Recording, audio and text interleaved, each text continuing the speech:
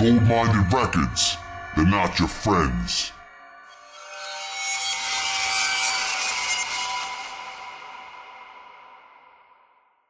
Welcome to Horror Headquarters, a weekly horror podcast. I'm your host, Klive Kraven, with my lovely co-host, Naya Banks. We are here to bring you the best in all things horror. News, reviews, updates, interactive polls, discussions, interviews, and more. Stay tuned and stick around as we take on the horror genre. From the rotting graves of zombies to the blood-soaked fangs of vampires. From the claws of the werewolf to the vision of the apparition. Prepare for the slaughter orders. This is Horror Headquarters. We're just dying to talk horror.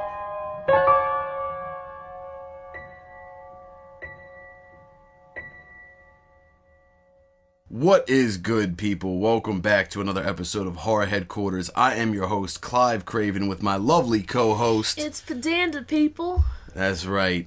And we are looking at episode 4. This is the Evil Dead franchise. So this one is going to be quite fun. We have a lot to talk about tonight.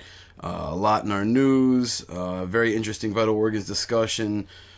Great film for our Netflix Best Pick. Pick Your Poison is a classic versus a remake of that classic. Some good films in our body count reviews. And of course we have our poll of the week.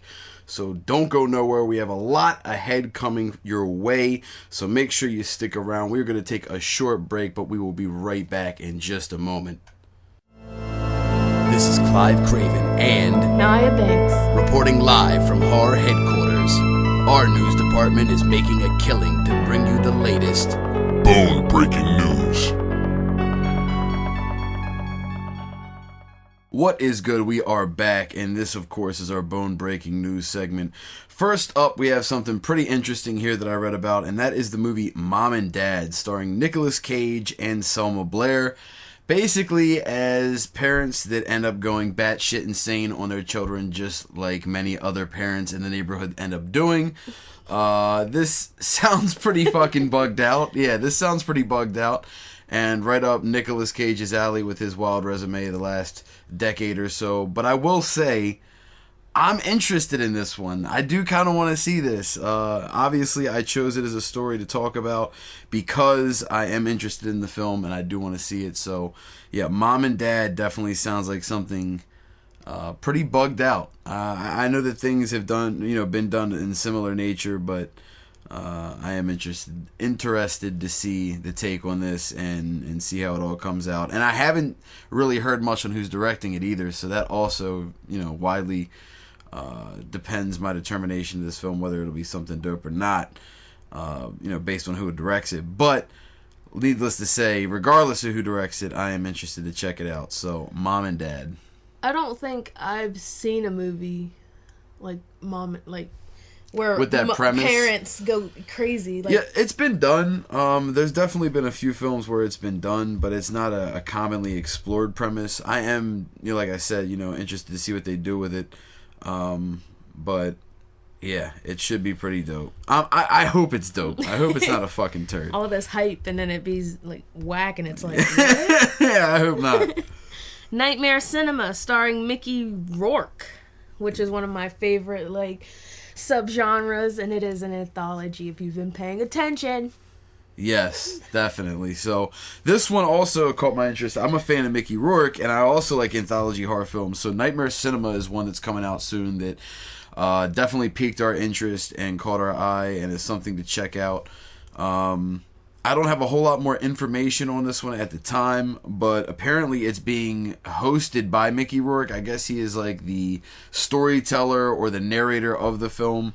And there is several short horror stories within, therefore making it anthology. So I'm definitely curious to see what they do with this one. I do like Mickey Rourke. He's a great actor, so I hope they make great use of him. And, there's something dope that we get to check out with this one. But Nightmare Cinema, yeah, definitely one to check out. Speaking of another movie, we have Winchester, The House That Ghost Built. There's a film about the famous Winchester Mansion. This one's interesting to me because I'm actually very privy to this. My pops actually told me about this. mansion when I was a kid, and essentially it's a real life story about a woman, the widow of Mr. Winchester, the famous rifle maker, and basically he, passed away, and his wife built this mansion to make ghosts get lost in the mansion, and it is essentially just hundreds of walls and doors and fucking, windows that lead to nothing. Absolutely nothing. Stairs that go up to just a wall, and doors that go to a window that goes to nowhere, or to a, outside. Like, there's just a whole lot of nothing. Like, the way that they arranged the house. And the idea and the original intention was to make ghosts get lost in the house. Why she was building it that way. But that's crazy to me. And we've actually had a friend of ours, break it down, and he was just like, wouldn't the ghosts be able to get through walls and shit? Yeah, you would think. Yeah, you would think if the ghosts are actually actively haunting this spot, that they would also be the ones to know the layout of the house better than anybody. They're basically watching you build it. Yeah, they're watching you build it. So there is no secret there. But yeah, I thought that was pretty cool. So that's a film I'm looking forward to checking out. Is Winchester, the house that ghosts built. I'm looking forward to that myself, actually. I've never heard about it, so that's... Yeah, it's an interesting story. Dark Universe. I'm going to let him explain what that is, if you don't know. So, yeah, apparently Dark Universe is no longer happening, and it's being backburnered. The concept there is something that I was actually new to when I actually first heard that it was backburnered. I never even knew about this concept. But Universal Films apparently is revamping the classic monsters. We're talking Frankenstein, Dracula, Wolfman, Mummy... Bride of Frankenstein, all these classic monsters, these movie monsters, The Creature, all these, they were revamping and doing new films for it, and they did The Mummy already, and that was supposed to be the first one in the franchise, and then Bride of Frankenstein was supposed to come out, but apparently they're backburnering the idea now and shutting it down, which I think is sad and shitty, because I was super looking forward to, when I heard this concept, I thought it was brilliant, bringing back new flicks for the Universal Monsters and having, they were talking about having crossover films and doing, a Marvel Universe idea with horror. I was just going to say, think of Marvel with, horror-style darkness. Yeah. Boom. Yeah, that's just awesome. That crossover element of a film, you know what I mean? Just like the Avengers and Guardians and things like that, having that crossover appeal is super fucking sick, and I really wish that was going to happen, but at this point they said it's backburnered. There's no more further details on it, so one can only hope and wish. Yeah, so that is unfortunate news for the Dark Universe, but we do have high hopes for that, and we are hoping to hear good things for that without a doubt. So that about wraps up our bone-breaking news segment. We hope that you guys got some new valuable information, maybe learned about something you didn't know. We're going to go ahead and keep it moving into our next segment. Do not go nowhere. Get yourself a drink if you must, or a snack, some flesh, some blood. Bring it back. Let's go ham. We're going to be here. We're waiting. And now, Horror Headquarters presents your feature presentation, Vital Organs Discussion.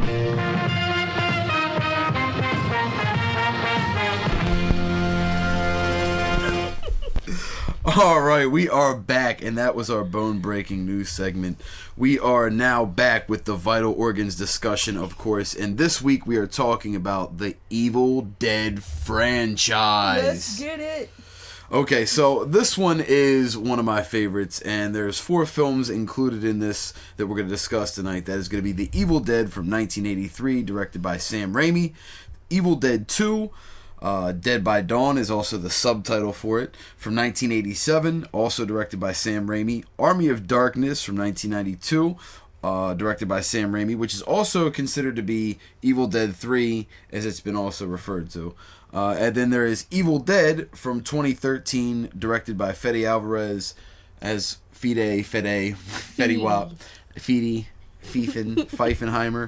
Fede Alvarez, who directed the 2013 remake Evil Dead. So we're going to be talking about all 4 of those films in detail. So we have a lot to discuss here. So let's go ahead and get right into it. We're going to talk about some film series notes here just to get some basics down about the series and lay some groundwork before we actually get into the films and lay some facts down on them. Then give our little discussion on what we thought about each of these films individually. Boom.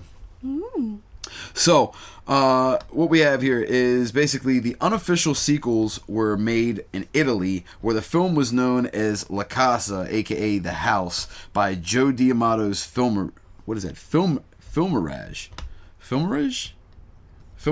That's a new word, I guess. I don't even know. Okay, so by Joe D'Amato Filmarage in 1988, D'Amato produced 2 films labeled as sequels to Evil Dead 2, Umberto Lenzi's Ghost House, La Casa 3, and Witchery, La Casa 4, starring Linda Blair and David Hasselhoff. In 1990, D'Amato produced his final La Casa film, Beyond Darkness, La Casa 5. House 2 was reissued in Italy as La Casa 6, and The Horror Show was then released in Italy as La Casa 7.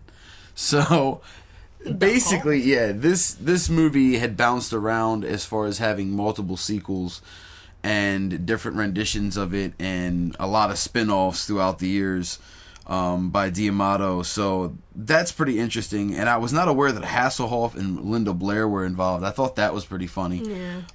Hasselhoff more so than Linda Blair. Linda Blair did quite a few horror films, but Hasselhoff I did not recall being in a lot of horror films. And like when I picture Hasselhoff, I think like most people, I picture fucking Baywatch Hasselhoff. Yep. Like old school Hasselhoff. You don't think of him in a horror. You know what I mean? Like you think of him in like a pop TV fucking, I don't know. That's what that's what I've always kind of associated him with. Yeah. So, and Knight Rider. You know what I mean? Like that's his 2 claims to fame, but can't leave out the fucking Knight Rider. Anyway, I thought that was pretty interesting. All those sequels from D'Amato to Evil Dead. I was not aware of those. Yeah. In addition, the film has inspired a stage musical, Evil Dead, the Musical, which was produced with the permission of Raimi and Campbell. The musical has run on and off since its inception in 2003. A remake of the film was released in 2013, directed by Fede Alvarez, or Fede, whatever. Yeah. And produced by Raimi and Campbell. It features actress Jane Levi as the main character, with Ash not appearing. Campbell does make a brief, uncredited cameo appearance at the end of the film in a short post-credits scene. Yeah, so that's pretty cool. It's just another nod to Bruce Campbell, basically, in the remake, which there is that, you know what I mean? That there's that, that appearance at the end, which they talk about, but they don't really give in detail, but he's actually physically in there. It's more than just a picture or something like that. So that's cool that he does appear in the film and does have that little cameo nod, because I do like when they pay homage to the original film, and that's exactly what Alvarez was doing when he put, Campbell in the film. But yeah, definitely good stuff. So in 2015, an ongoing television continuation of the films called Ash vs. Evil Dead premiered on the Starz Network. The first episode was directed by Raimi, and Campbell is reprising his role as Ash. The series is being produced by Renaissance and follows an older Ash as he encounters more spirits and demons from the Necronomicon. Ooh. So this was exciting to me when it was first announced, but I'll be honest, I have not really had a chance to out this series. Neither have I. I need to spend some time sitting down and checking it out. I have seen all 4 of the films, obviously, now, but I have not had time to check out the series. But I need to make time for it because I do enjoy the film. So this was definitely something that caught my interest, and I didn't realize it was a direct continuation of the franchise. Meaning it would come off, I assume, the third one, not the remake. But it could include the remake. I'm not sure because it did come out after the remake, so I'm not sure if that's included or not. But yeah, that's pretty interesting. Raimi and Campbell grew up together and have been friends from a young age. The duo directed several low-budget Super 8mm film projects together. Several were comedies, including Clockwork and It's Murder. I've never seen either one of those. Nor have I. Shooting a suspense scene in It's Murder inspired Raimi to approach a career in the horror genre. And after researching horror cinema at drive-in theaters, I wish those were still around, to be honest. Yes, me too. Raimi was set on directing a horror film. The idea was to shoot a short film first. Yeah, that's a tongue Sorry. twister. Which would attract the interest of producers, and then use the money gained from that to shoot a full-length project. The short film that Raimi created was called Within the Woods. It was produced for $1,600. It's not a lot. But for The Evil Dead, Raimi needed over $100K. Yeah, that's a bit of a far cry from 1,600. Yeah. That's a bit of a difference there, about 75% difference, but if my math's correct, it's probably way off. Anyway, so that's quite a big difference though from 1,600 to 100K. So they obviously were able to make a short for a lot cheaper, doing it on their own budget, but to do a real legit full-length feature film was obviously a much bigger budget, and they needed that type of money. So thankfully, they were able to pull off getting enough money to make it happen, although I know that it was quite a struggle for them to do that. And we're going to talk about that here in just a second, because we're going to dive into the Evil Dead original film from the franchise. But before we do that, we are going to take just a little intermission here and have a little sponsor word. Don't go nowhere, though. We'll be right back in just a moment. The sensational cinephile, the devious and devilish Dave K., author of the frightful Fiendish Magazine, walk into the minds of madmen. Fiendish Magazine features reviews, essays, memoirs, and other writings by Chris Gurno, Adrian Baez, Danny Wynn, Kim McDonald, Michael E. Wilson, Chris Woods, James Higgins, Philip Perrin, John Levingood, Greg Beatty, Christy Peterson Schoonover, Johnny Numb, Bill Van Ryn, Bill Meeker, Jesse Midnight Crawler, Jason Fetters, Kara Grimore, Joey Lugosi, Philip Wilcox, Mando Ayala, Rachel Flores, Laura and Anthony Percerno. Interviews by Adrian Baez of Molly Wash Productions, Philip Perrin of Halloween Boutique Psychotronic Reviews. All this and much, much more in this issue of Fiendish Magazine. So we are back again, and we're going to be talking about the first film of this franchise, which is The Evil Dead, the classic from 1981, directed by the legendary Sam Raimi. So let's go ahead and get into some basic facts before we get into our thoughts of this film. The Evil Dead premiered at the Redford Theater because Bruce Campbell watched films there as a child.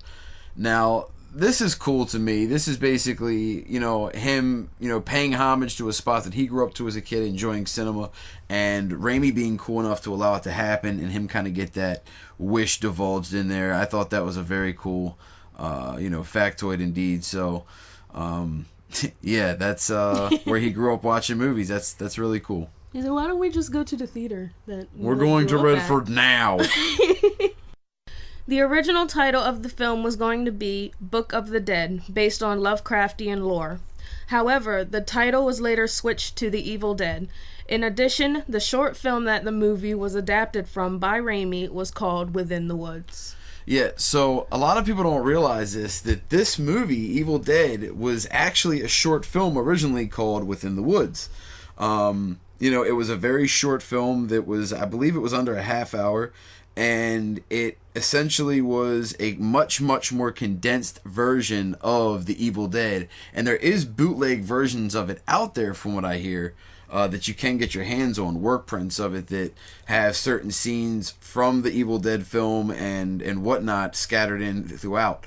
Now, I'm not sure if that's how it was originally filmed. I don't think it was. I think this film came out years before, but that is cool that there is a short film out there called Within the Woods that is the basis for this, also done by Raimi, who made this originally as a short film for it to get funding as a larger film. That was the whole point of them doing it as a shorter film. So much like Within the Woods, The Evil Dead needed to be blown up to 35 millimeter, then the industry standard to be played at movie theaters. The relatively large movie budget made this a much simpler process with The Evil Dead than it was with the short film. So that makes a lot of sense. They obviously had a bigger budget to transfer this to a better quality, and they did that and were able to achieve that. So, once again, that's interesting that Raimi decided to choose a film standard that, you know, a recording standard that was much different from what was popular at the time, knowing it would have to be converted. But like they said, he did that with the short and with the actual film, The Evil Dead, so it makes sense that he stuck to that formula once again. At the end of principal shooting in Tennessee, the crew put together a little time capsule package and buried it inside the fireplace of the cabin as a memento of the production to whoever found it.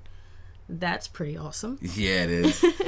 The cabin has since been destroyed, but the time capsule was found by a couple of ardent Evil Dead fans who discovered that the fireplace of the cabin was still intact. Yeah, now that is fucking amazing to Yeah. me.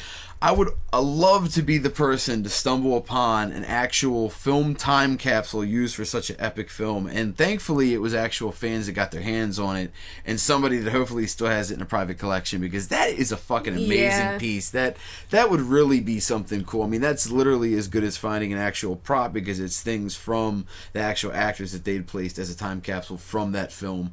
That is cool. That is just super amazing to me. So, yeah, that is a very cool factoid indeed. The eerie wind noise in the movie was recorded by Sam Raimi. He first heard it through his bedroom window while he was trying to sleep and thought it would be the perfect sound for the movie.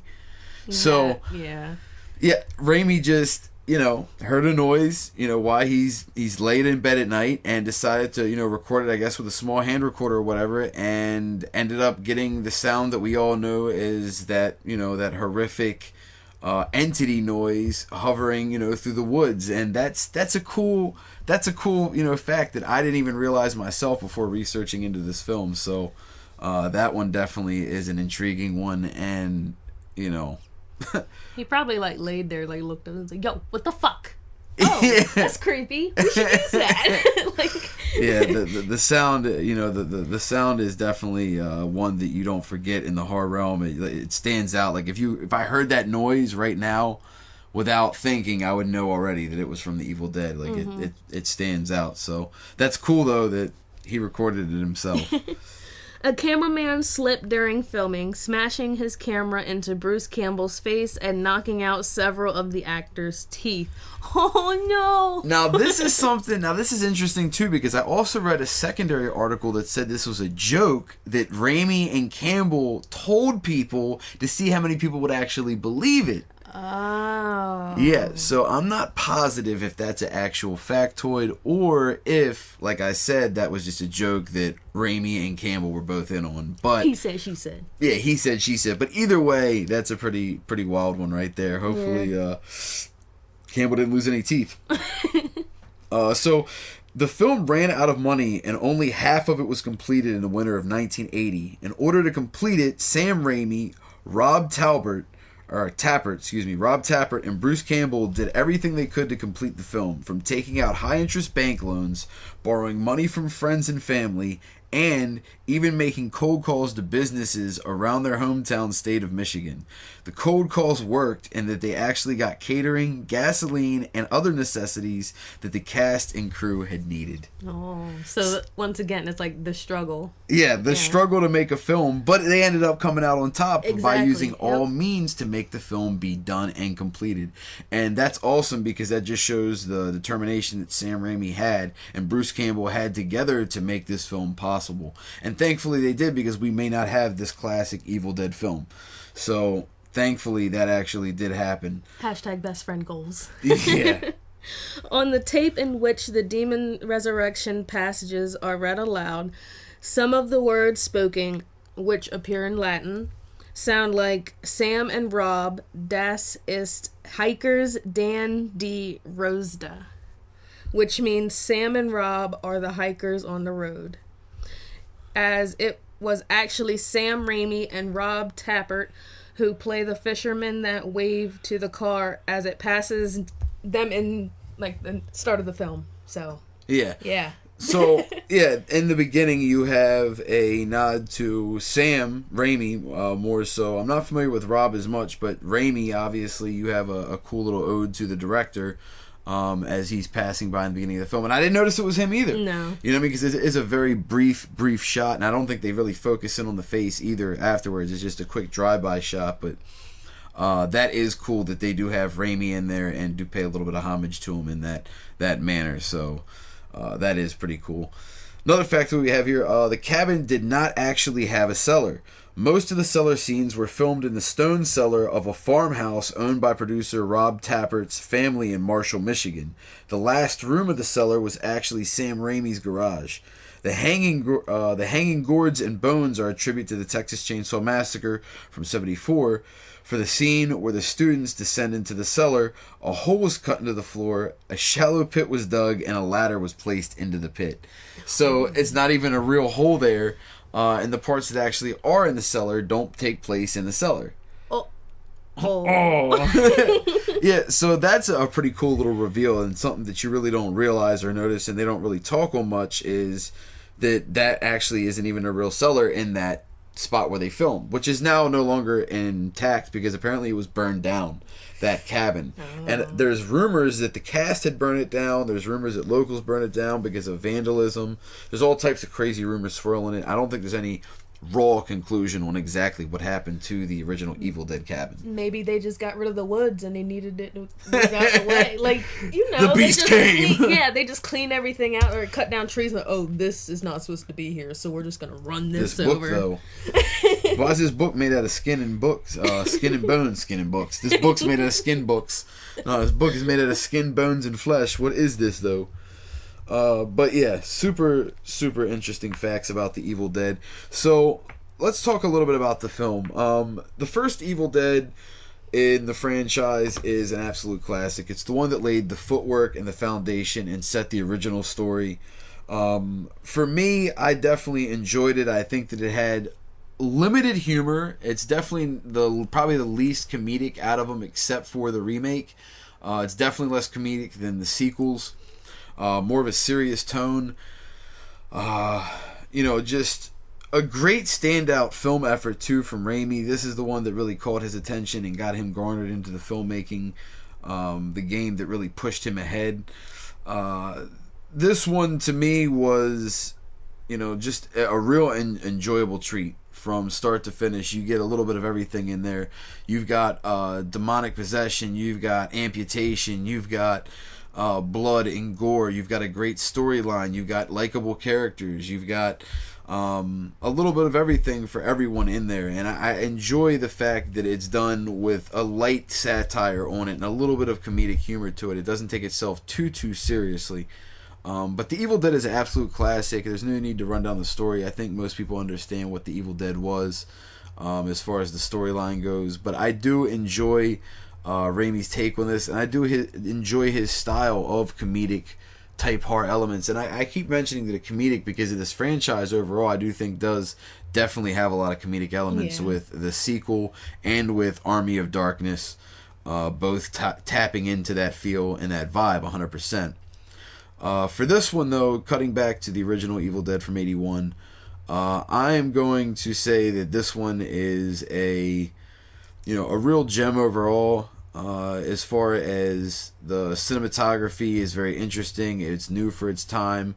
The atmospheric music, which lacks in having upbeat tunes that were used a lot of that time and upbeat themes, it doesn't really have that. It has a very eerie piano and atmospheric soundtrack throughout that's very sound oriented and not music oriented. So I think that's very cool. I just think that Raimi really pushed the envelope with a lot of things and set the key for originality with The Evil Dead, and I think it's a real gem of a film. Like I said, I think that it stands out from even that time period as being very original and bringing something new to the table, and a lot of films have borrowed to it and paid homage to it, i.e. Cabin in the Woods and many others. We talked about that with the cellar scene and that and things of that nature and whatnot. So for me, The Evil Dead is an absolute classic. I'm not going to throw a rating on this one, and I think I'm going to hold back from holding ratings on films for a while. I'm going to see what y'all listeners think out there. I'm going to leave this up in the air for you guys. We're not going to do any numbers at all on the entire show this time. I'm going to leave it up to the audience, what y'all want. If you think that's a good idea, let us know. If you'd rather hear it, let us know in the comments. If you don't want to hear it, let us know in the comments. This way we can reflect it in the show and keep shit running smooth and do what you guys want to hear, because that's part of what we're here for, is to provide that hard news, information, ideas, insight, input to you from us. So that's what we are here for. So, that's what I wanted to, lay out before I get into my final thoughts on Evil Dead. So overall, like I said, the filmmaking in this one is absolutely brilliant. You have great cinematography, great music, or soundtrack rather, with atmospheric sounds. You have great acting, I think, by Bruce Campbell. Plays a phenomenal role. And even the other characters, I think, did a great job in holding their respective roles down and not coming off cheesy, which it's very easy to do in the early 80s films, to take things as being cheesy and not take them serious. And I think that they did a solid job of upholding that and keeping it, legit. Except when it needed to be. When they were obviously trying to do things that were slapstick, they did that, and they did that well. But overall, I definitely enjoyed The Evil Dead, and it's a thumbs up for me. It's a thumbs up for me as well. My favorite part, because I see posters around his room and whatnot, and what I see the most is him with the chainsaw already, attached to his hand. Yeah. And he would never tell me, what the fuck happened in order for that to happen, And I found out with the movie, and it was just like... Yeah, definitely one of the keystones to Ash is the boomstick, the shotgun, and his chainsaw hand. Mm-hmm. So, definitely glad to be able to show you the origins and backstory of that. But moving along from Evil Dead, we're gonna go ahead and talk about the second one in the franchise. And that is going to be Evil Dead 2 from 1987, also directed by Sam Raimi as well. So, interesting factoid on this. While Raimi and Campbell have stated that Evil Dead 2 was intended as a direct sequel, there are continuity issues between the two movies. For example, the Necronomicon is destroyed in a fire by Ash during the conclusion of The Evil Dead, yet is intact in Evil Dead 2. There are also no traces of the bodies of Ash's friends from the first movie, and Ash attempts to escape via... driving over a bridge which had previously been destroyed, which he appears to not remember. The cabin itself appears intact despite having been ruined during the events of The Evil Dead. Example, the cellar trap door, having ripped off its hinges by Ash's possessed sister, is now back in place. I've noticed that too, and I was like, ooh. So basically, that's the big argument with Evil Dead 2. They say that it was a sequel, but like they said, there's all those issues there with the continuity, with things from part 1 and part 2 just not adding up. Yep. And that comes down to, like we said, just continuity issues. And honestly, that happens so often in movies in general, within the movie itself, not just between movie to movie, but movies in themselves will have issues where things are in the wrong hand or in the wrong place or grabbed from the wrong area, whatever. So it's interesting that they mention that in here, and that was why people are using that, so much as note for why it wasn't a sequel, even though the director has flat out come out and said that it is indeed a sequel and not a remake of the original, which it gets confused as. Yeah, shut up. Just go along with it, agree to disagree, and change the subject, guys. Stephen King was such a huge fan of The Evil Dead from 1981 that he convinced producer Dino De Laurentiis. Yeah. So fancy. De Laurentiis. He convinced him over dinner, who was producing King's Maximum Overdrive from 1986 at the time, to have his production company DEG. Yep. Yeah. The De Laurentiis Entertainment Group finance Evil Dead 2. Okay, so yeah, Stephen King was so big on the Evil Dead film when it came time for the sequel, that he was ready to back Raimi and make connections and reach out to people, and he did that on Raimi's behalf, and lo and behold, was able to get De Laurentiis behind this and push this film into being made. And thankfully that happened, because then we ended up getting this comedic sequel, Evil Dead 2, which is definitely a more comedic take on things, but an interesting take on things nonetheless. So that's very cool. Often considered to be the remake of Evil Dead from 81. However, this is not accurate. The rights to show the scenes from the original could not be obtained to recap what happened, so the beginning was remade to explain how Ash got to the cabin, etc. So basically, the company would not come off of the rights, and Raimi had to resort to refilming those parts from the ending of 1 and re-showing them in the sequel, part 2, which made people think that it was a sequel, or excuse me, a remake of the original, but it wasn't. It was actually a sequel. They just had to refilm those specific parts. They probably forgot those little itty-bitty tidbits right there, you know? Yeah, it happens. Yeah, and there's just certain things that they had to, redo, so that created the confusion and why people thought that it was like that and not the other way around. Yeah. Rosebud, the supposed film production company, was not a real institution. Producer Dino De Laurentiis was forbidden to release an unrated movie through his own company, so Rosebud was created specifically for the purposes of releasing Evil Dead 2. Yeah, so he made this company, this fake mock company, basically, to release this film, and I don't know if those other films that came out on it, but this was basically the release that they made this company for, specifically to get through the rating issue with his own company. So what an interesting way to get around it, just straight up making a whole new fake company just to be like, well, fuck that shit. I'm just going to do what I want, make a new company, and sell it like that. You can't stop me. Yeah, and that's what he did. And I mean, sure enough, shit, it worked. So, yeah, that's what they ended up doing. The film is a sequel, as spelled out precisely in the end credits, which says Evil Dead 2, the sequel to the ultimate experience in grueling terror, was filmed in Wadesboro, North Carolina and Detroit, USA. So they straight up say in the end credits, it's text written out by the director, fucking sequel. So you cannot debate that it's a remake or whatnot. It says sequel in the end, and it's been debunked to be not a remake, and quite frankly, notably a sequel and not a remake. So, take note of that. It is not a fucking remake. It is a sequel. Fuckers. A lot of people argue that it's a remake, and it's been denounced and debunked by the director himself and by the credits in the end, so there should be no confusion on that at all. Suck it. Boom. A glove belonging to a Nightmare on Elm Street Freddy Krueger character can be seen hanging above the door from the tool shed as Ash carves his girlfriend's head with a chainsaw, and when he's looking for the pages in the later cellar scenes.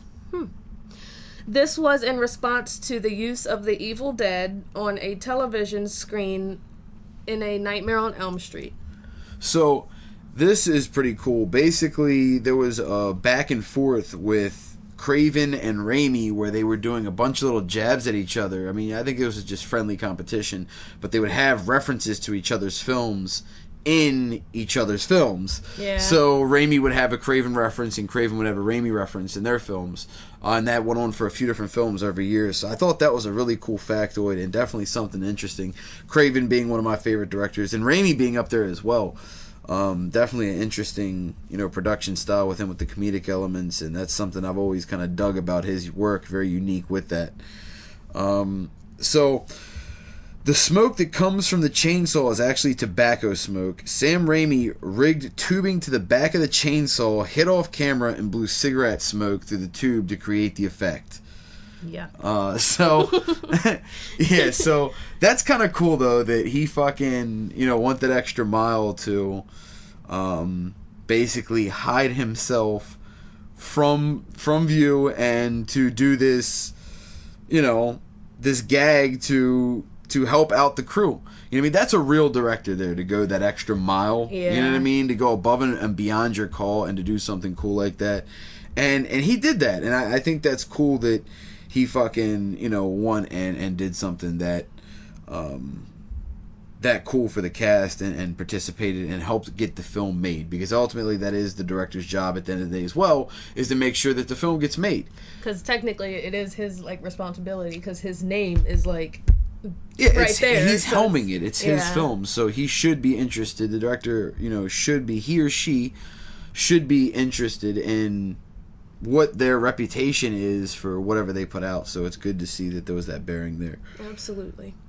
Raimi and Tapper's original idea for the film's plot had Ash held captive in the cabin by a group of escaped convicts searching for buried treasure. Little pirates. Bobby Joe's death was originally planned for a man and would have been much more violent, with him being split in half by a tree. Yeah, so that kind of, you know, takes away from the original with having the tree kill, I think, and it alludes back to that. But the thing that's more interesting to me is the subplot of having, or the main plot perhaps, of having Ash held captive in the woods by these convicts looking for treasure. That's a real interesting take. And a lot of movies of the 80s, especially the late 80s, early 90s, seem to take that route of using prisons. There was even a horror movie called Prison and Shocker and things of that nature, and Sleepwalker. Sleepstalker, and all these films from that era that have those connotations to prison and allude to that in them. I think that's really interesting that was a big thing and something that was very popular and that happened repeatedly in the 80s and early 90s, more so specifically. But that about wraps up the factoids that we have about Evil Dead 2. So let's talk a little bit about the film and our thoughts on this one before we go ahead and get into the third one. Mm-hmm. So Evil Dead 2 from 87, also directed by Sam Raimi, also has these huge comedic undertones, but this time they're definitely accentuated, highlighted, and brought to the forefront. This is a much more comedic telling of a Deadite story and a Necronomicon Lovecraftian tale starring Bruce Campbell. It definitely is a lot more comedic than the original, and, you know,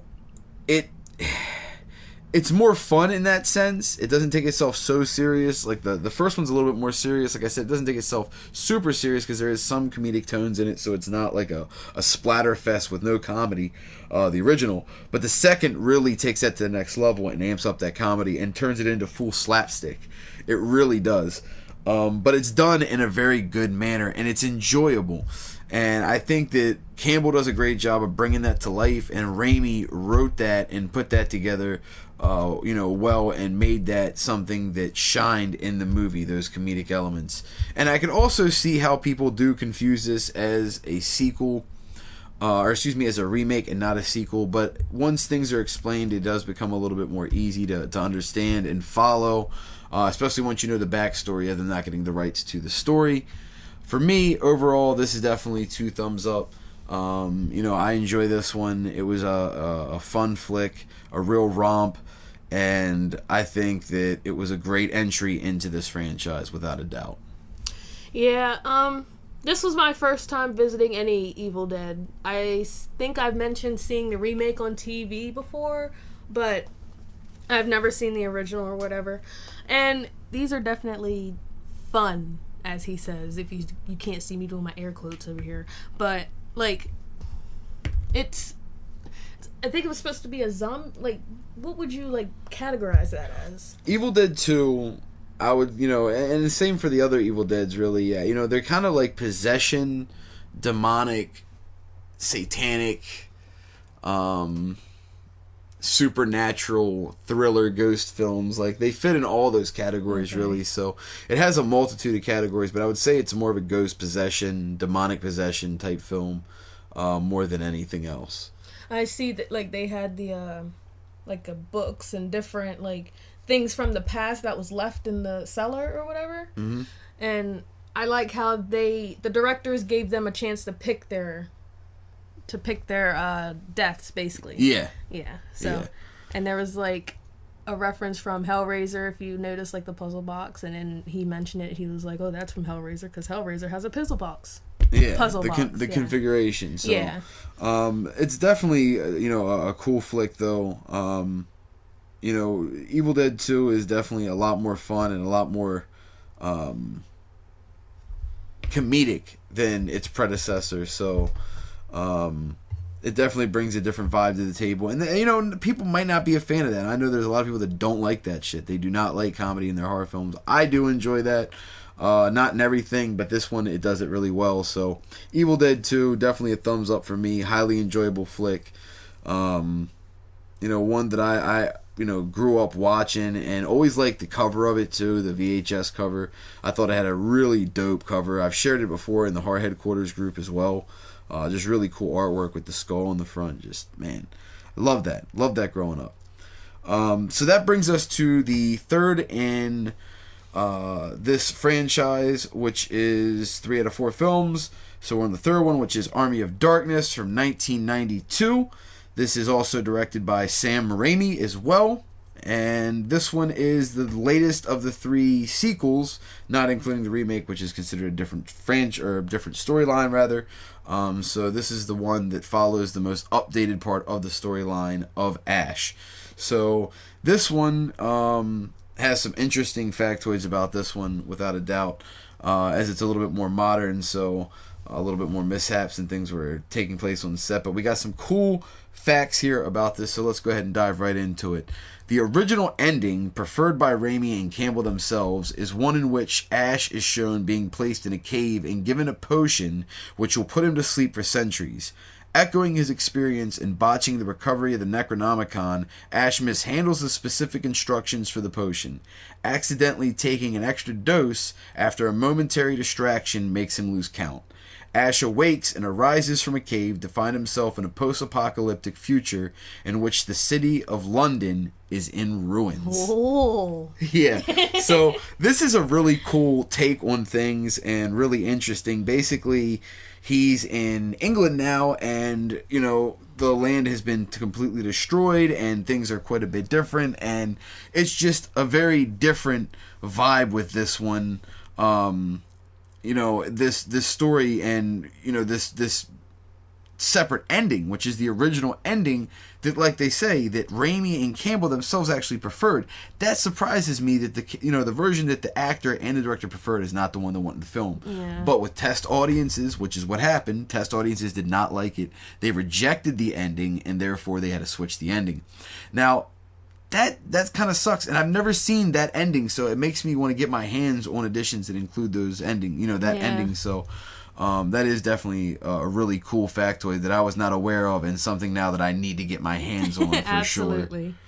Sure. The original title for this film was Medieval Dead. So, I guess that's just like a jokey kind of pun that something Ash would probably say too, Medieval Dead instead of Evil Dead. It's a pun off of Evil Dead, Medieval Dead, and it fits because this obviously takes place in 1300 AD, medieval times, so it fits that vibe. It's just, I'm kind of glad that they didn't use that title. I almost wish they would have used Evil Dead 3, but I know that there was some issues why they didn't want to use that for the releasing, and the producer of the film was very specific about what he wanted, and they had to change it a few times, so I know it bounced around for a few different titles. But Medieval Dead, yeah, that was originally one of the titles that they were going to use, but did not ultimately end up using. Whoops. So, shooting began in mid-1991, and it lasted for about 100 days. It was a midsummer shoot, and while on location on a huge castle set that was built near Acton, California, on the edge of a Mojave Desert, the cast and crew endured very hot conditions during the day and very cold temperatures at night. Most of the film took place at night, and the filmmakers shot most of the film during summer days, summer when the days were the longest and the nights were the shortest. It would take an hour and a half to light an area, leaving a filmmakers only 6 hours left to shoot a scene. Money problems forced cinematographer Bill Pope to shoot only for a certain amount of hours, Monday through Friday, because he could not be paid his standard fee. Mesa shot many of the film action sequences on the weekend. So, this film was on a shoestring budget when it came to filming, after even having millions of dollars poured and pumped into the film. it was still very touch and go on having the cast and crew participate because of these grueling conditions and the limited budgets and, the scheduling, conflicts. So obviously, there was tension there, likely on in the cast too, which is actually, also from the original film where there was issues with the cast having problems on set because of the filming conditions there. I actually read that they were burning furniture at the end of the first one to keep warm because it was so cold out there at filming and it was so isolated. So very interesting, the filming conditions of these films and how raw and rugged it actually did become in these filming locations. The film's theme, March of the Dead, was scored by Danny Elfman. A world-renowned film composer. So Danny Elfman is a great film composer known to do a lot of Tim Burton films. He did Batman, he did Beetlejuice, the theme music to these.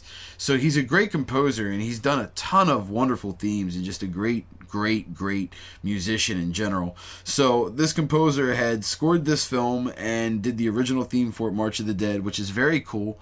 And it definitely has that vibe, and it's dope to me every time that I see Danny Elfman involved in something because I know that he has quality work, and I know his sound, and I do like his sound, so very cool fact. S-Mart is a chain of grocery stores in Mexico.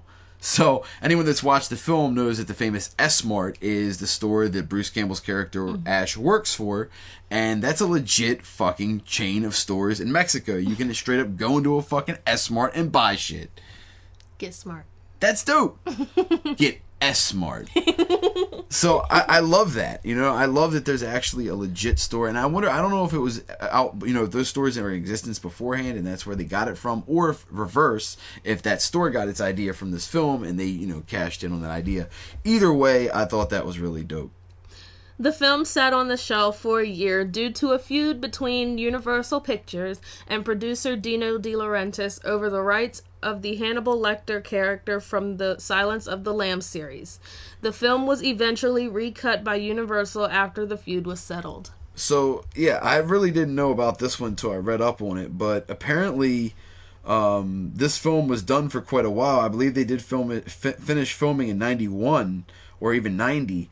It was done for quite a while before it actually hit shelves and was able to come out in theaters as well. So, very interesting that, they ended up resolving it, but I was not familiar with Dino De Laurentiis having this issue with them over the Lecter character. Very, very wild indeed. So this one's cool. It's because I've met Bill Moseley, so this is an interesting fact to me, especially because I've had the chance to meet the guy in the flesh. Bill Moseley, who plays the Deadite Captain, which I did not know that. I did not fucking know that either, and that blows me away because I have met him. You know what I mean? Me and Bill have met in person, and I did not know that he played the Deadite Captain. I've known about a ton of other roles that he's played and things that I had him sign stuff for specifically because I was fans of those roles, but I did not know he was the Deadite Captain, and that fucking made me a little bit butthurt, to be honest.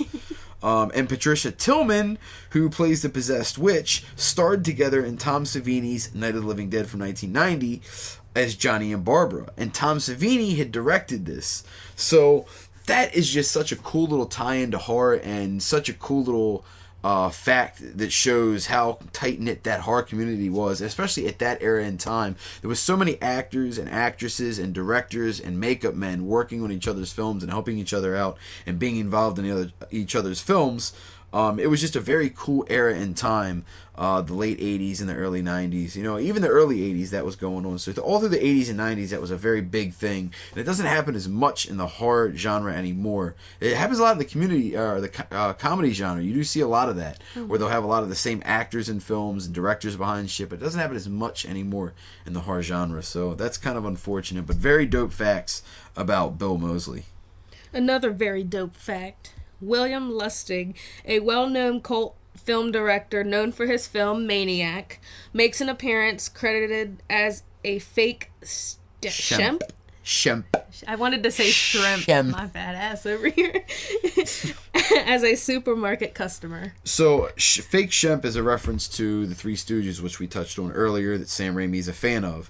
So, apparently, throughout the film, they had people dressed up as actors in the background, because people left the cast during filming, and they would use actors in the background to play these fake shimps that were just doubles that would blurt out faces because they were background actors, and they would just dress them up in similar clothing. So that's a cool little fact that they did. But William Lustig was one of those, people in the background who directed the movie Maniac that we also talked about earlier before.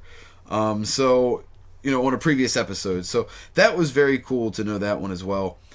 The original ending, where Ash attempts to return to his original time, causes him to end up in a post-apocalyptic ending, England, was deemed too depressing by test audiences. Universal ordered a new ending, which involved a shootout at the S-Mart where Ash gets the babe. This version was shown in theaters, while a longer director's cut of the movie that included the bad ending, quote-unquote, was released simultaneously. However, the TV series Ash vs. Evil Dead from 2015 continues the story of the theatrical version, which is therefore considered the canon version, or canonical version, which means timeline order, chronological, basically. So I'm not sure if they mean, when they say the theatrical version, I'm not sure if they mean the version that we know or the version with that bad ending. I'm assuming the version that we know, meaning it would continue the story from where the one that everyone's seen left off. But it could be interesting to see the narrative from the other side of seeing that storyline of them going to the England in the post-apocalyptic London. I think that could be really fucking cool. And I do have my interest piqued by that, but I'm not sure if that's ever going to be something that comes to fruition or if that's part of the series, because we have not seen Ash vs. Evil Dead yet. Yeah. And we want to. I want to know, because I want to see it now because it's, deemed, depressing. How? How could an ending be so depressing? Well, I think that there's a movie out there, The Mist, okay? I've this movie. You haven't seen it. The ending to it is considered one of the most depressing endings in modern times, and it's for obvious reasons. And I believe there is multiple endings, but I'll have to show it to you one day. But you'll see why the ending is considered very depressing. And like I said, there is multiple endings, and I don't think they're all as bad. I think there was some that were shot that were a little bit different, but it is a very raw ending to a film. But it just happens that way sometimes. I mean, they gotta have, endings that shock people and anger people and upset people, and they definitely have films out there that are like that, and The Mist is one of those. But back to the story at hand here. We're gonna go ahead and discuss our thoughts on the Army of Darkness a little bit before we get into the last film of this franchise. So, the Army of Darkness from '92. Also debatably 93, because apparently it came out in February 93, but it was originally made in theaters in 92, but didn't come out until 93. There's this weird fucking debate on the year, so 92, 93, whatever. So Army of Darkness, the third installment in the Evil Dead franchise. Now, this one amps up the comedy once again, a lot more, and they go full blown with it with the little goody two shoes, there's some really good little comedic elements in there, and the evil Ash and the Deadites and the Deadite Captain and the Witch Bitch, and I mean there's all these cool characters and these wild elements and the setting and the time that it's in. I just think it's a very unique and cool story.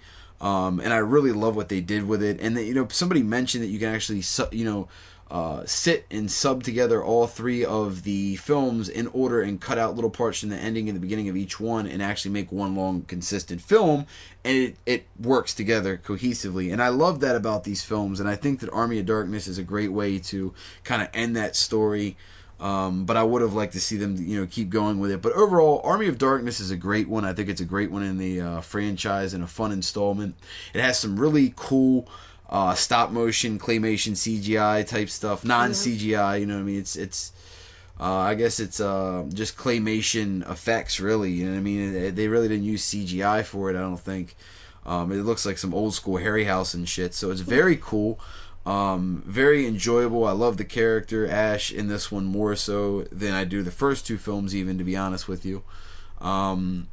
It's probably my second favorite out of the trilogy, behind the OG. But yeah, I mean, this one for me was definitely enjoyable. Thumbs up for me for Army of Darkness. Definitely an enjoyable flick in the franchise, and definitely one of my favorite from the series for sure. What are your thoughts on it? I definitely do give it 2 thumbs up. Like you said, it's your second favorite. It is my second favorite as well because of the comedic parts in it and whatnot. after the first one, of course, and, you know, whatever. But what happens whenever you talk too much? You lose your jaw. And that's my favorite part in this one. Yeah. Yeah, the dude, yeah, the fucking Deadite King, you know, the Deadite Lord. It's just awesome when he fucking, his jaw just comes unhinged. And I love that comedic aspect to it so much. And I love the Ash twin, you know what I mean? The evil Ash. And just, there's a lot of really cool things in there that, you know, stand out to me and really make me like that film. So, yeah, I think that that's another big 2 thumbs up from us for Army of Darkness. Now, that brings us to the next one. We have one film left in this franchise that we're going to talk about tonight, and that is Evil Dead from 2013, directed by Fede Wap Alvarez. Jesus! Fede Alvarez, Fifi Alvarez, Federico, Francesco. We get it. Francisco. Fede Alvarez. So, Evil Dead remake from 2013. Now, this one we have some cool facts we're going to talk about before we go ahead and get into our thoughts on this one. So, according to reports in the press, the film used, this is fucking crazy, 70,000 gallons of fake blood. In an interview, Fede Alvarez said they used 50,000 gallons for the final scene alone. This is compared to the 200 to 300 gallons used total in the original film. Where do you get all that fake blood, bro? Yeah, that is extremely extensive. Now, how much of that water could have went to, like, Africa or something? Africa. So it's fake blood. Like, this is ridiculous. 70,000 gallons? It's a bit extensive.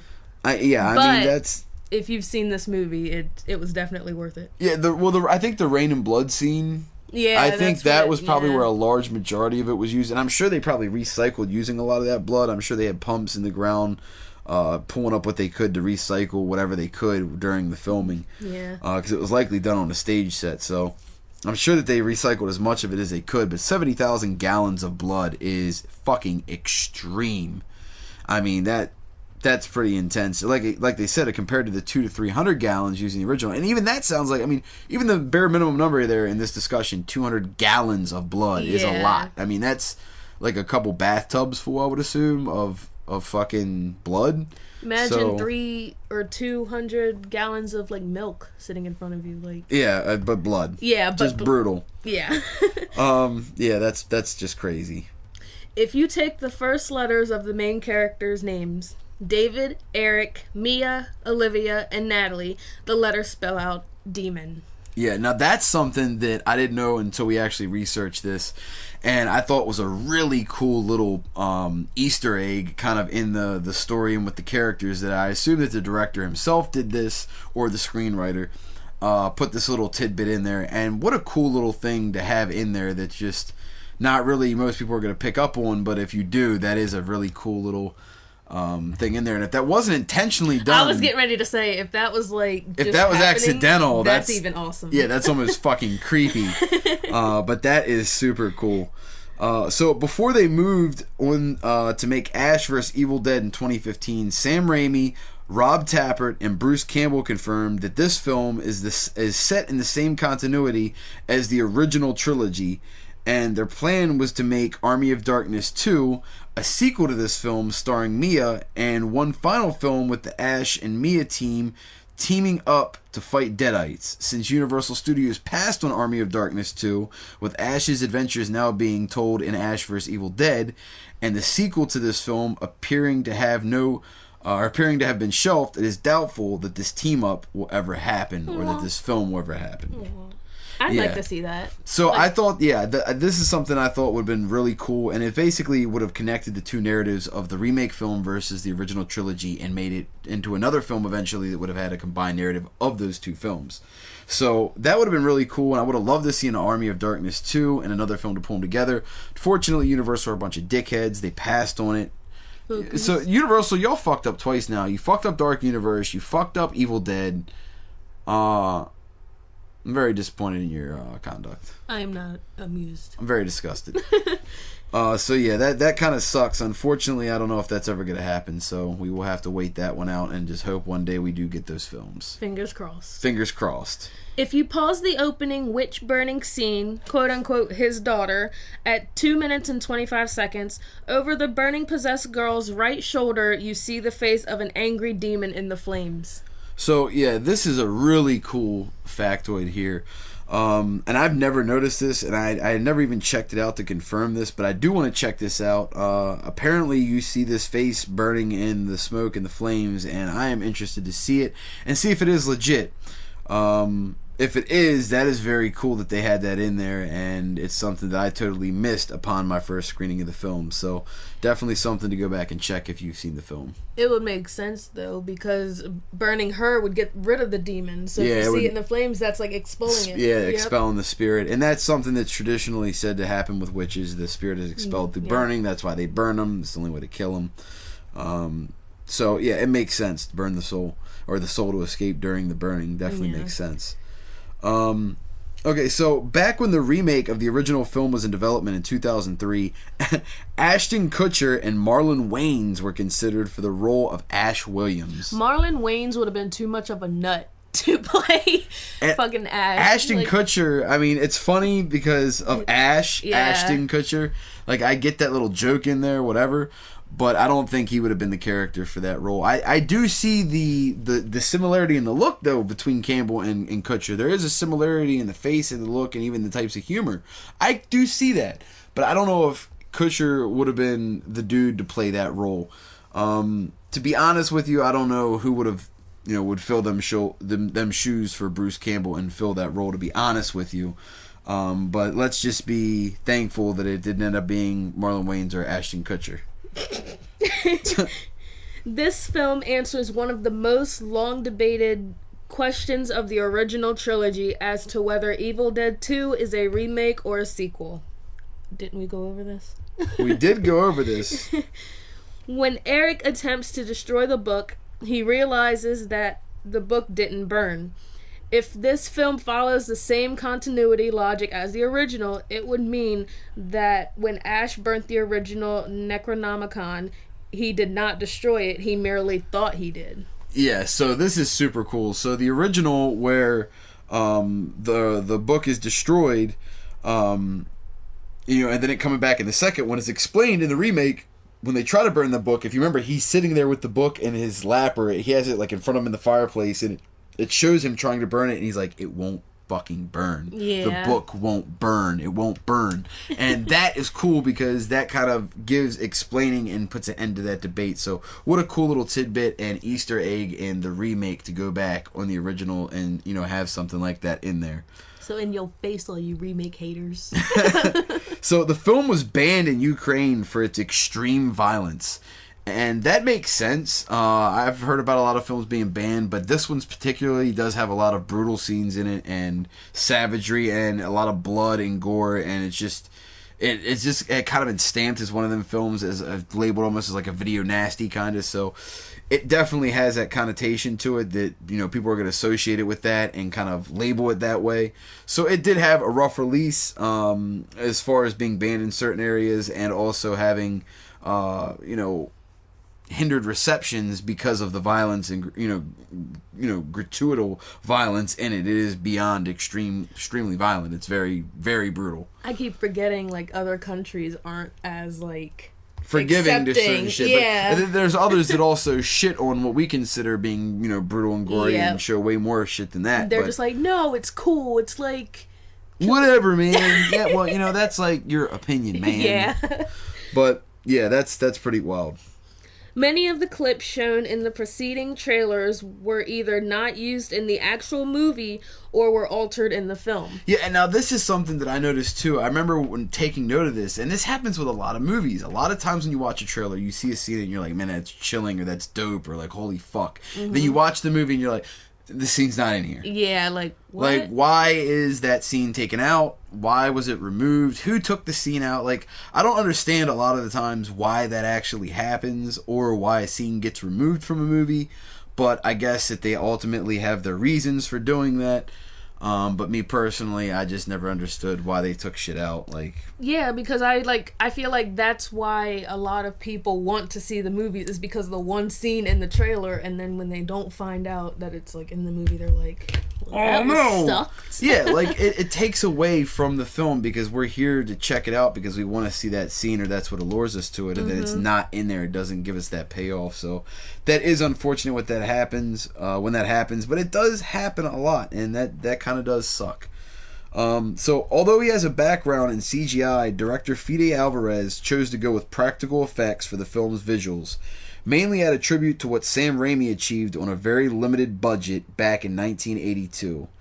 82, 81. There's so much debate. The years, when you look up these years for these films, there's so much debate on the actual release years because of films hitting theaters and hitting video at different times and hitting countries at different times. So you get different years debating, and contradicting what you actually read up on. So it's always interesting to see that as well, in addition to the fact that we talked about with Fede Alvarez going with the practical effects because he wanted to ode to Sam Raimi, which I'm glad he did, and I think a lot of people appreciated that and respected this film for that fact, that it did stay true to keeping old school effects. It didn't rely on new school looks, so that's something that actually got Alvarez some, bonus points in the horror community, and people actually respected him for doing that with such a classic film. Kept it real, bruh. During an interview in April 2013, director Fede Alvarez stated that there would be an extended version, quote-unquote, at some point. The extended cut was aired on British television for one day in January 2015 before being pulled out from TV stations. Yeah, so I'm assuming that they seen this shit and was like, this is too brutal, turn that shit off. Oh my god. Yeah, like, the movie, like we said, is super grimy and brutal, and if the stations had an extended cut making it worse, I'm sure that they were very on edge about the brutality in it and how hardcore the film actually was. So no doubt it makes sense that they would be up in arms about this and try to get the film pulled, which ultimately it did happen after a single day. I do not approve of your violence. Yeah, so a single day of this shit being aired, and they had already cut it down. Yeah. Yeah, so what can you do? Okay, so Agnes Bruckner and Thora Birch auditioned for the role of Natalie. Now, I'm not very familiar with Agnes Bruckner. I looked her up earlier today on IMDb, and she's done a few things that I've seen her in, but I'm not super familiar with her. Now, Thora Birch, on the other hand, I do like, and I've seen in a few things, and she was, I believe, in Train and a few other good horror movies. She is actually pretty dope, and I would have liked to see her in this. I think she could have did a bang-up job with this. But I think the roles that they filled were solid, and I think the acting in this one was solid. And I think it was just a really good remake overall. I did like this one, so, even without Thora Birch or Agnes Bruckner, I think it was a great film still. But that wraps up all the facts that we have on the Evil Dead remake. But we do want to talk about the film a little bit before we wrap up with our final thoughts on this franchise as a whole. So let's talk about this remake a little bit. This one, as we've talked about in previous episodes, is a lot more serious and brutal than the original. We've done a Pick Your Poison on this, so we have dived into the original and the remake before. But we never really talked, so much about the sequels and whatnot, so we got a chance to get into all them. But between, the original and the remake, shows a lot more of a darker side and a darker version of this story, which I think people enjoy. I think they do like, and I think they do accept. I think the Evil Dead remake is considered one of the better remakes, kind of globally across the horror community, and is respected as such. It's one of my favorites, and it is enjoyable. I think that people do like it for the most part. I know there's people that dislike it, of course, just like anything, but popularly, it is accepted as a good remake. I would give this one 2 thumbs up for sure. I think the gore in it was great. The story, stayed true to the original. There was a few things they changed, but I think it was done creatively, and it has a great atmosphere, very grimy sounding soundtrack that's similar to the original, using a lot more atmospheric vibes. A lot of the cinematography pays homage to Raimi's filmmaking style with the scenes in the woods and whatnot. So I think they did a great job with recapturing the vibe and the feel of the original and paying homage to Raimi as well with this one. So Evil Dead 2013 for me, like I said, definitely thumbs up. Highly enjoyable, great acting, Great storyline, based off the original. You've got a great atmospheric vibe to it. I just overall really like this one, and I think the kills are very brutal and just very savage, and the gore is just top notch, just very top notch. So thumbs up for Evil Dead for me. What are your thoughts on this one? I give it a thumbs up as well. As the episode when we did it for our Pick Your Poison, I mentioned that I like the remake more than the original, and I don't know if I got any haters. None of y'all stepped up, so get at me. Get at me, bro. And I like it because it is more brutal than the original. I like my horror movies gory and I'm not your typical, oh my god, I'm so scared. No, fuck off. Blood, guts, let's do it. And it's the blood rain was awesome. I don't know. I'm weird. I'd love to be in that moment. Oh yeah, look at all this hot blood raining down on me. But chocolate rain, but chocolate rain, bloody rain. But yeah, it's a very grotesque remake and very visceral, and I do like it. She likes it, so we're gonna go ahead and give that a double thumbs up from both of us.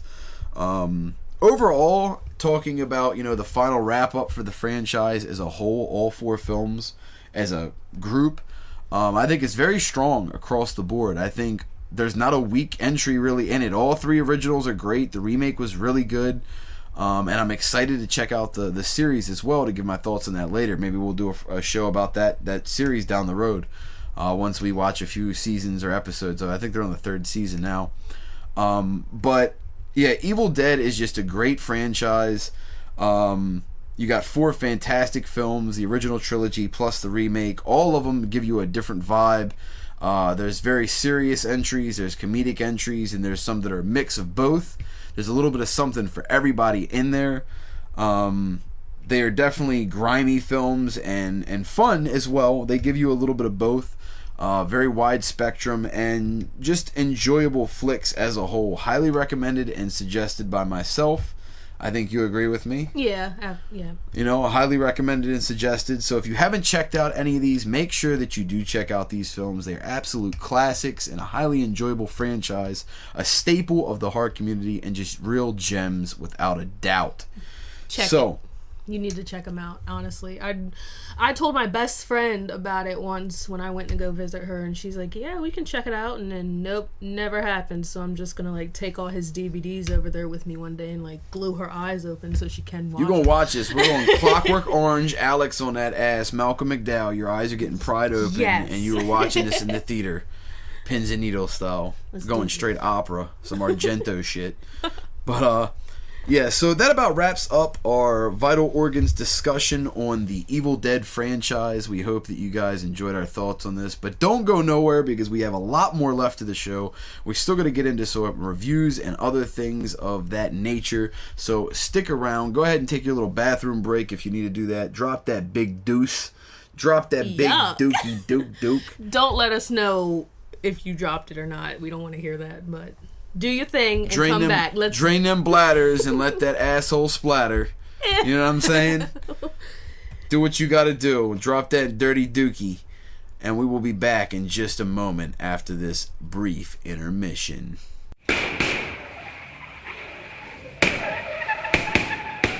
His son was murdered in the city by meth dealers. A father hell-bent on vengeance. When police couldn't get him justice, he took it. You stopped looking for him after 1 week. He's still out there. What do you want? What do you want us to do? Your fucking job! 26 dealers, 4 hours, 1 city.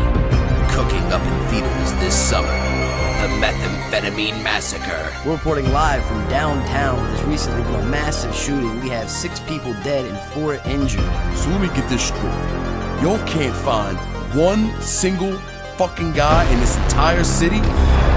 And 6 dealers are down already. I'm going to avenge your death, my son. What's new for you to view? Find out this week on Netflix Best Picks. Alright, we are back, and this is this week's Netflix Best Pick. And this week we have one that I've heard a lot about over the years. A sequel recently just came out to it. We have not checked out the sequel yet, but this one has created a lot of buzz over the last few years, and that is 2014's Creep, directed by Patrick Bryce. He was one creepy dude. Now, the guy that directed this is actually the writer. He's actually the guy that plays the victim. Okay? The guy that's the main victim is the writer of this film. Apparently that guy in real life is like 6'6" as well.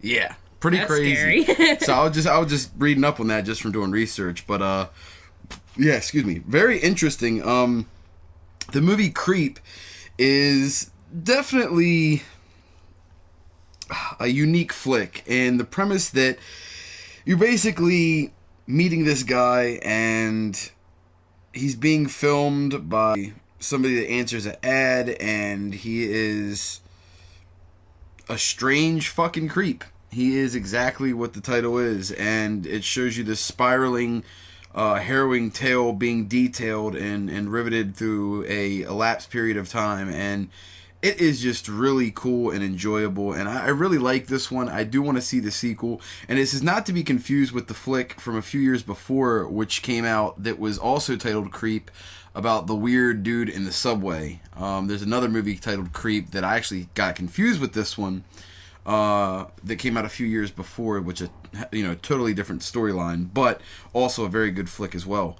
But this is 2014's Creep, and I really like this one. I'm going to go ahead and give this one a thumbs up, and definitely recommend this one if you have a Netflix account. It is on there right now.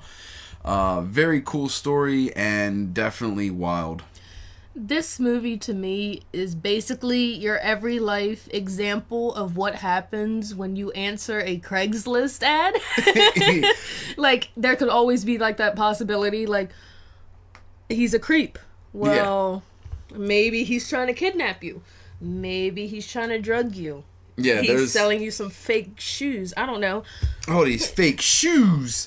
I mean, I've heard stories of people going to get like Timbs and stuff, and it'd be like fake Timbs. Or I've seen videos of someone getting a pair of Vans, and the bottoms were like flapping, Flip-flops, and they didn't tell talking. them, so they basically like took their money and like hauled off with some flapping, talking Vans. Like, that is pretty. yeah, it's pretty fucked up. But yeah, to me, this movie definitely gave me goosebumps. So I definitely recommend this, and do give it a thumbs up. So yeah, this one was a really interesting flick all around. Like I said, the premise on this was really interesting and one of a kind, and I think the character is very intriguing as well, and I hope they explore more of his history and backstory in the second one.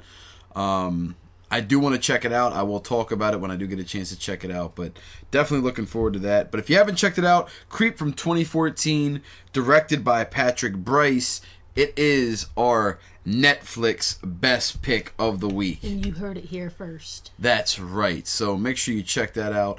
We're going to go ahead and take a little brief intermission here. Don't go nowhere, though. We will be right back in just a moment.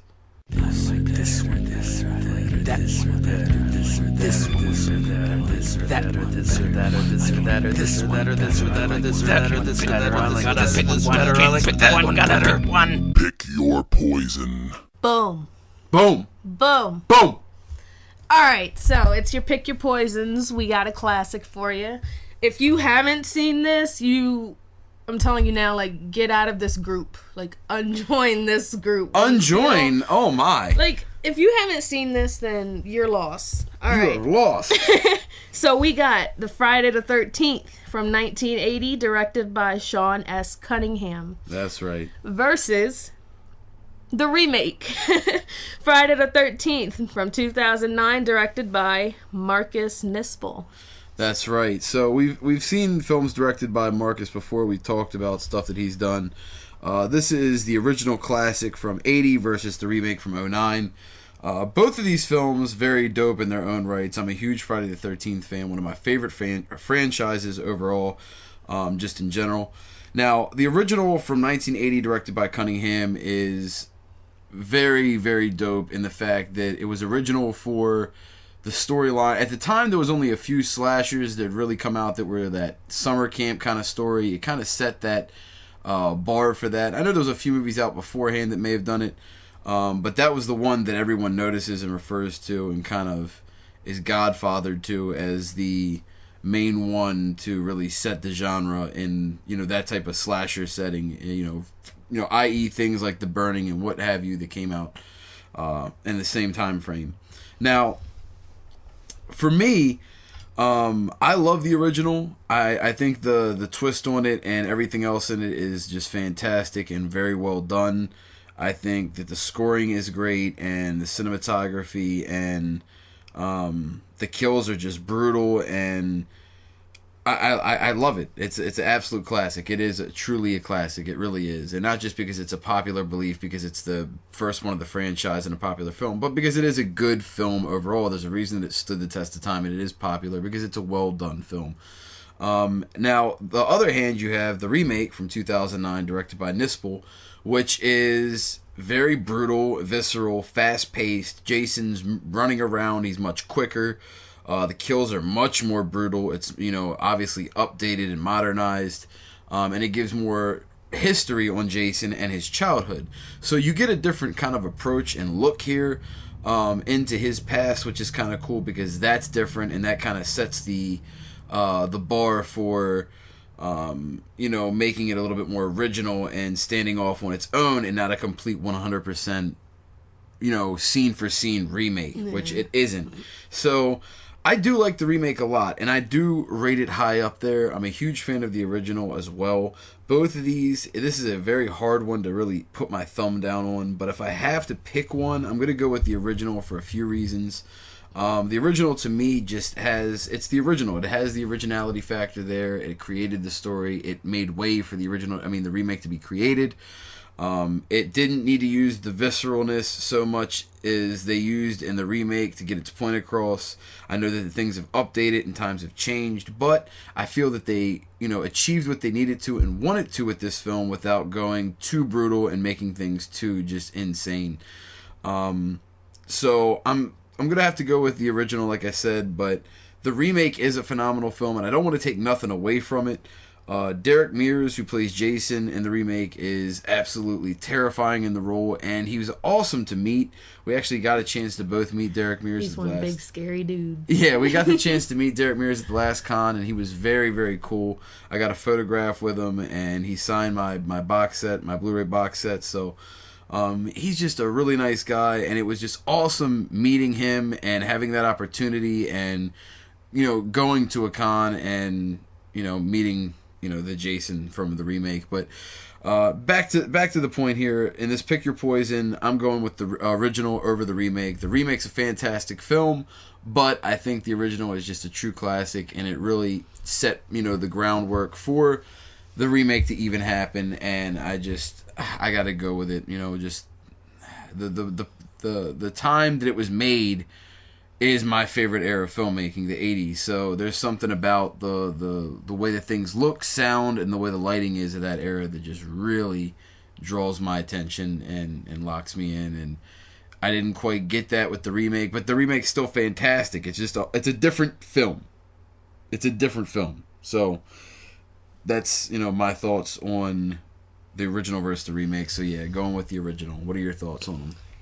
It's a hard one because I really like the remake, but I really like the original because the original basically created Jason, like you said, and the remake is just like, it's like in a reimagination. So yeah, you don't really get the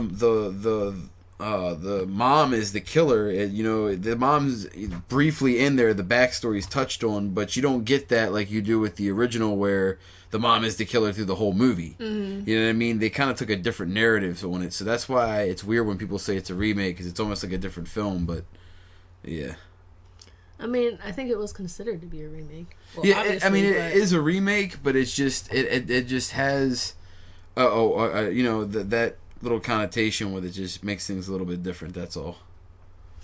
Understandable. Not gonna argue. I hate to punch you in your throat. Anyway, no.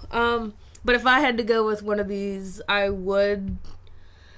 I'd probably get punched in my throat, but I do like the remake. You like the remake more? No, there's nothing wrong with that. Like, she's like, she sees me looking at her, and she's like, "You piece of shit. Yeah, You staring at me from across the room, looking at my face." No. Like, okay, so I totally can see you liking the remake more, and I totally get why you would. I can see it, like, for real. Like, if you're honestly comparing the two and being totally unbiased and viewing just the original and the remake side by side without looking at the franchise at all, I could see somebody easily choosing the remake, and I could totally get why. I just love the way they, like, like it's just, like, twists. Like, they took chunk here, took those out, added something else in, and it was just, like... Yeah, it's a lot different. It's like a different side. It is. It's a lot different, and you get to see the childhood of Jason and him. You know what I mean? Like they touch more on his past and all, and his upbringing, and like you get like this visceral, fast, upbeat Jason that's fucking, got these tunnels underneath the ground, and he's stalking people, and he's running, and he's moving at full speed, and he's a different type of predator. You know what I mean? It's a different type of movie. It becomes a different type of film, but it's still. Rings true to the original in a lot of ways and pays tribute and homage to that in many ways. So, like I said, I still am not taking anything away from the remake. I think the remake is fantastic and very well done, but the original is just going to be the one to take the cake for me. You're putting your pick on the remake, so it's 1 versus 1 for us on our Pick Your Poison in this episode. It is 1 for the original and 1 for the remake. I'm going with the original. She's going with the remake. And that is your Pick Your Poison for this week. Let us know what your choice is. Yeah, get active in the forum and let us know which one you personally prefer. Okay, I said forum. Into the Facebook group, not the forum. So we're going to go ahead, we're going to keep it moving and get into this next segment in just a moment. Don't go nowhere. If you need to go anywhere, get yourself a snack, a drink. Maybe you need to smoke. Maybe something needs to smoke you. Maybe you're going to die tonight. I'm just kidding. You're not going to die. Not. I wouldn't wish that on you. That's bad. I don't want to wish that upon anybody. I apologize to everybody right now. Sincerely. Genuinely. We will be back in a moment. 1, 2, 3, 4, 5. The bodies are starting to add up. Body count reviews. Okay, we are back with your body count reviews. So the first flick that we got here to talk about was a very cool one. The Pack from 2015, directed by Nick Robertson. Now, this film, I believe, is Australian, and this one was really fucking cool. This one is high-paced action, and this one makes you fucking terrified of dogs or wolves, and it is just brutal. Essentially, a family is locked out on a farmhouse and terrified and, brutalized by a group of rabid dogs or wolves, and they just wreak havoc on this family and everyone that comes in contact and, stalk them slowly in a crazy, crazy manner, and just a really heart-pounding action horror film with a lot of brutal, brutal kills in it. Or just attacks necessarily. I wouldn't even say there's a ton of kills, but a lot of brutal attacks. But there is some deaths in it, and it is savage. Yeah, my thing is, I think it's amazing how they can train dogs or train wolves. I'm most likely sure that they're dogs, but like how they can train them to be so vicious, like on command. Yeah, there's definitely some type of, trainers there that, animals, animal caterers that tend to this and shit that essentially will, be able to tame an animal and get them riled up on cue. Just like that. And that's pretty crazy and dangerous. I mean, when you think about it, the possibilities of something happening are definitely there. But these animals are trained, and, that's what they're there for. They're, used to doing things for film. Most of these animals that work in film have experience with that. You know what I mean? They don't just randomly pick an animal and have them do it. They have animals that they use repeatedly in film. So most of these animals are experienced in doing, film. So I would assume that the ones that they used, especially for certain scenes in this, would have been trained dogs. I'm assuming. I mean, they gotta be. Yeah, let's hope. But yeah, The Pack is definitely a dope flick, and I highly recommend checking this one out. overall, this is a thumbs up for me. What are you thinking on this one? It's really creepy. Like, I love dogs. And I was saying throughout the movie, it's like, oh, look, they're so cute. And then, like, a kill scene, and it's just like, oh, my God, what the fuck? Yeah, no, they're not as cute as I thought. Yeah, But, I mean, like, you kind of get that sense of that, like, being safe about with dogs with the beginning when it shows the kid, interacting with his dog. They kind of show that man and best friend kind of relation between man and canine, but within minutes you're already seeing brutalization from these, dogs or wolves early on, which kind of negates that fact and goes against that grain. Yeah, and I like the fact that with the kill scenes they use dummies and meat and like all different fake stuff, so it's not a real human. But just think that if it was a real human, like, that's a terrible death. Like, they made it look realistic. Yeah, obviously. I mean, being ripped apart by animals while you're alive is probably one of the worst things that could actually happen to you, because unless they go for your throat or a vital organ, you're not going to bleed out right away, because they're not going to puncture holes big enough in you to really, drain you like that. But if they just keep gouging at your ass, it's going to be brawl. You're going to be fucked up. So, yeah, The Pack from 2015, directed by Nick Robertson. Definitely a dope flick. We're giving this one 2 thumbs up from both of us. Highly enjoyable and recommended for you guys. So, yeah, The Pack. Check that one out. All right, our next movie is An American Werewolf in London from 1981, directed by John Landis. Yes, John Landis. So, John Landis is a legendary director, and American Werewolf in London is a classic film. This is one that I have revisited recently for the first time. I've seen it on my Blu-ray. You had never seen this one prior, so this is her first time checking it out, and she enjoyed it from what she told me. It's creepy. It's creepy. They made the transformation. Like, the transformation is phenomenal in American Werewolf, without a doubt. Considered one of the best by many makeup effects artists and entrepreneurs alike. It is one of the best, without a doubt, transformations ever on screen, for sure, up there with the tops. And I still consider it probably the best one personally, and I think the film itself is also a staple, especially not in just horror, but especially for Lycan horror, werewolf horror. It stands out as being one of the best in recent times, and is referred to as one of the classics of the era. Dropping in 81, it's definitely one that made way for films of that generation. Monster Squad, Silver Bullet, Wolfen, Dog Soldiers, and things that have followed in a similar vein. So this one is great because I didn't even realize this, but we just talked about The Pack. So once again, we're visiting a dog/Lycan type horror. Maybe one episode we'll be doing Lycans.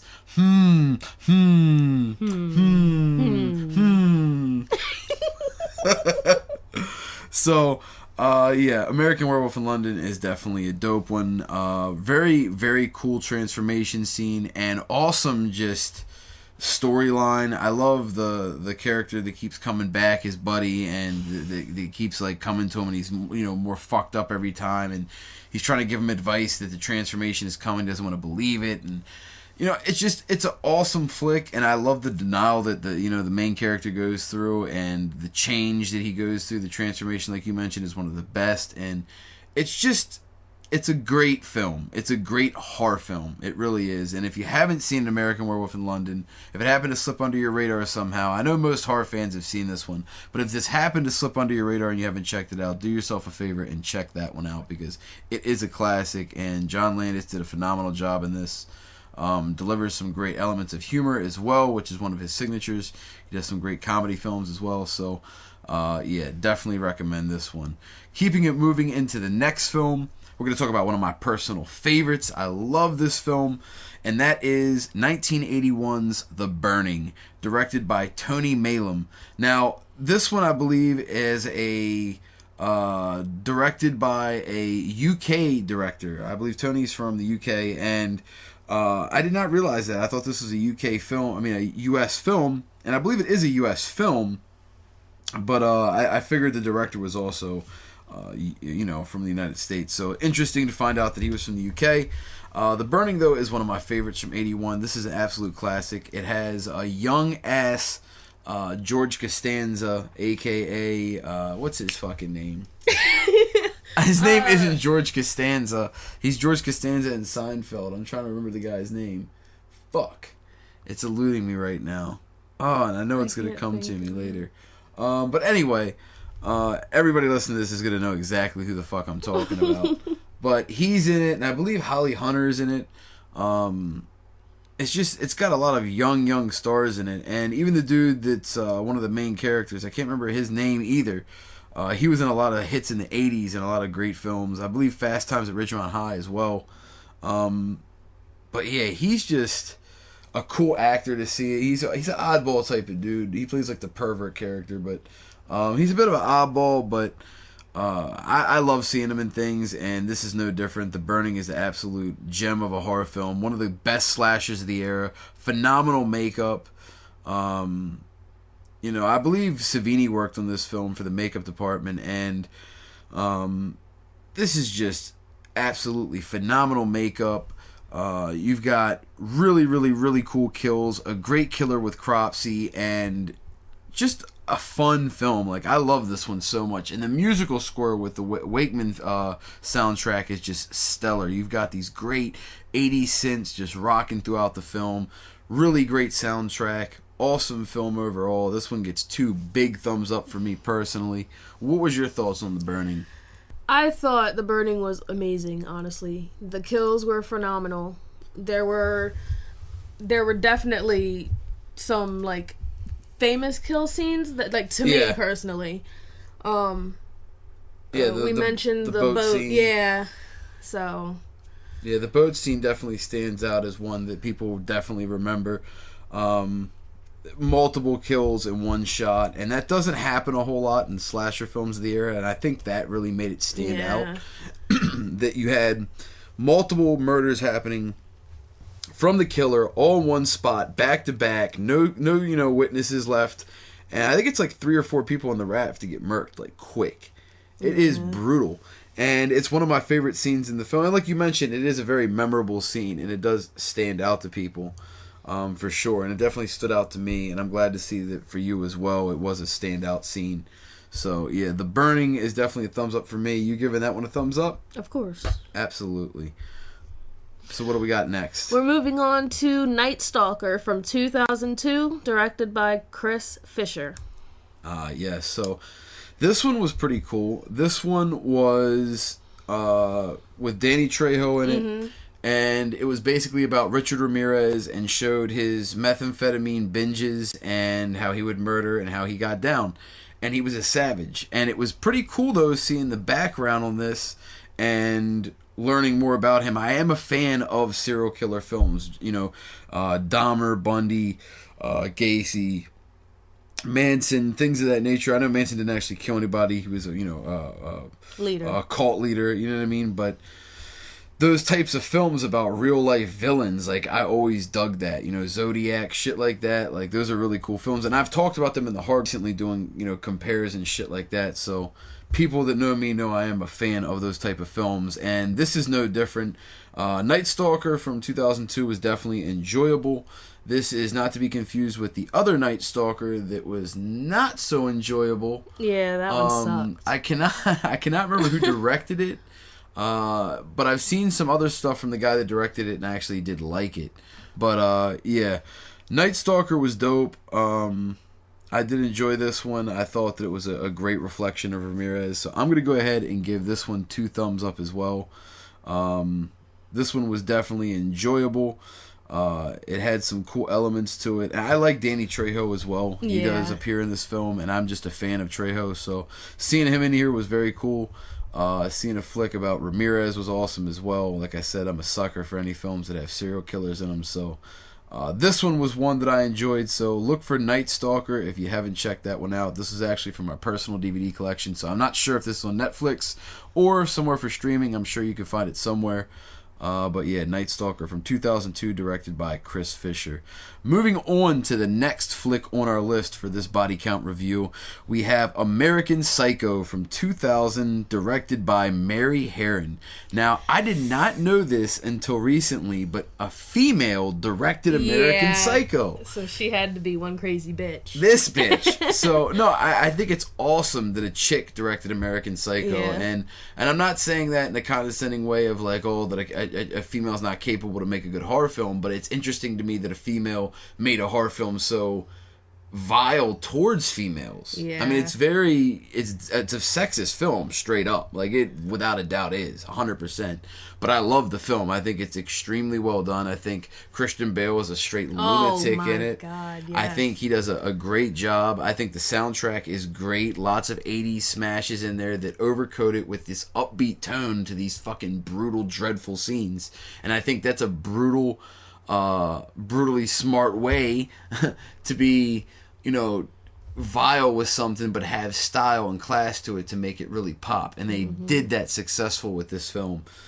She did that rather successful with this film, and Christian Bale really made it work. Reese Witherspoon's in there briefly, and then you also have William Dafoe in there. You also have Jared Leto in there, or Leto, Frito, Freto, Fretto, Fritito, Frittatos. But you got him in there, and you've got this amazing cast on this great film with just a real epic feeling to it, and it stands apart as such a unique horror film, and it's done so brilliantly. I'm a huge fan of this film from the second that it ticks on, and you get that amazing speech from Christian Bale about how he is just not there. I love that. I fucking love that speech, and I think it's such a great segue to bring the movie in. It's a real strong point. It stands out. It does its job. It's a gem of a film. If you haven't seen American Psycho from 2000, make sure you check this one out. This is one that's not only been on my top list for a very long time, it's one of my favorites. It did spawn a sequel, which I believe came out in 2002, called American Psycho 2, with a female as the lead character, and it was fucking garbage. It had William Shatner in it. It was total butthole. We talked about it one time, and yeah, it was I've never actually seen it for myself, though. So. It's no fucking good, and I'm not joking. I have no reason to lie. It was just no bueno for me. It was a no-go. But the original American Psycho from 2000, awesome film, very well directed, great acting, super savage, amazing storyline. I love the confession at the end, too. Just, I love everything about it. His narcissistic ways, his ego. Like, he's such a fucking scumbag, but he's sleek and he's brutal and smart and fucking agile, but then he's completely insane and fucking smug and condescending. Like, he has all these fucked up, interesting features. Like, he's intriguing and hateful at the same time. Like, he's one of the most likable, hateable characters that there is. Like, he completely will kill innocents, but at the same time, he's almost justified in his insanity that he's completely fucking lost the bit. So, it's definitely an interesting film and a great take on somebody losing it. So, I think American Psycho is a gem of our time. I think it is a modern classic, and I think it'll go down as one of the greatest horror films of all time, in all honesty. Yeah. So, what is your thoughts on this one? This was my first time seeing it, really, so... And, after seeing it, I've added it, officially to my top 20. So, this movie honestly left me, speechless. I literally cried when the credits started rolling. I'm like, what? No, it can't be over. Not yet. 'Tis upsetting. And then he told me there was a second one, and I'm like, oh, we gotta see it. He's like, no. That's shit. Yeah, that's dead. Yeah, it's bad, and I try to give the second one a chance, but it if you've watched the second one and it's not titled that, and it's not American Psycho, and you don't view it as that, it can work. Mm-hmm. But if you watch it as a sequel to American Psycho, it's gonna hurt your heart, because it is not what you want. It is not with Christian Bale. It is not with the original director. It is not that same feel. It's a letdown. It's a huge letdown. It simply uses the name and molests it and takes it into a way that shouldn't have been done. You know, they shouldn't have used that title. And I know that there's certain movies that people say they shouldn't have done that with, i.e. Halloween 3. They'll say that, oh, well, they should have changed it and turned it into something else because Michael Myers wasn't in it. But there was a reason Michael Myers wasn't in it. So there's a reason, you know, everything is done with a film, and I think people need to respect that with American Psycho, and they should have left it alone after the first one. It spawned a sequel. The sequel sucked. We ended up getting a shitty sequel, so let's just stick with the original. That's the one we liked. 2 thumbs up. 2 thumbs up and for American Psycho. And using everybody else's thumb as well, so. Exactly. So moving on to the next film, what do we have here? The Thing from 1982, directed by John Carpenter. Absolutely. This is one of my favorite directors, one of my favorite films, and it also spawned a great sequel/prequel film to it that was very enjoyable as well. But The Thing itself is a remake. A lot of people don't realize that. The John Carpenter's Thing is a remake film from an original film in the 50s called The Thing as well. So, The Thing already is a remake film to begin with. And then they had the other film that came out in, I believe, 2011 or 2013, somewhere in there, which was also very good, but this one for me, the John Carpenter film, was just so amazing with the makeup effects in this, and I think it was the K&B team, the Kurtzman and Berger and Nicotero team behind that, I think. I'm not 100% sure, but I believe they were the ones behind the makeup in that. And John Carpenter doing the directing here and also scoring the film as well is absolutely amazing. He does a phenomenal job of that and just really nails it and takes it home. And you know, I'm a huge fan of Carpenter. I've said it before. He's my favorite director. I think he's super duper talented. This is no different. He delivers a great film, great direction. Kurt Russell's in here killing it. You've got a great cast rounded out all the way around. You know, just a really, really well done film. Carpenter just really, really takes this one home and delivers a classic film. You've got Keith David in here, very young, and you know, this one just it stands out to me as one of the greatest of this era and of this time, the early 80s. It's a creature feature at its greatest, and you know, you've got some interesting renditions of the Thing creature in this, and that's what I love. He's never just one single creature. It takes forms in other things because it inhabits other things, and you get these transformed versions of whatever it inhabits shown. You know what I mean? Yeah. And that is cool to me. That is original and something that's very neat, that it makes a monster out of its host. And I love that idea. It's like a body horror film, you know, with mutations and things like that. And that's one of the things that people fear the most, is being transformed or mutated into something. Yeah, that's like, just, yeah, imagine yourself getting attacked by something and like biting you or getting into your like bloodstream or whatever. Spider-Man style. Like, and you're, you know, like, getting bit by a spider and transforming into a man spider, a Spider-Man in that case. You know, yeah, there's a whole bunch of different things that do that too, that bite or attack and sting and you know, claw or whatever. They could spread their venom or poison that way, and that is always a terrifying thing. So body horror works in that aspect, and The Thing is definitely a great example of body horror in, you know, that genre. So for me, The Thing is definitely a thumbs up. This is definitely a highly recommended one. Amazing score here by John Carpenter. Great lighting in this one too, and also just great direction overall.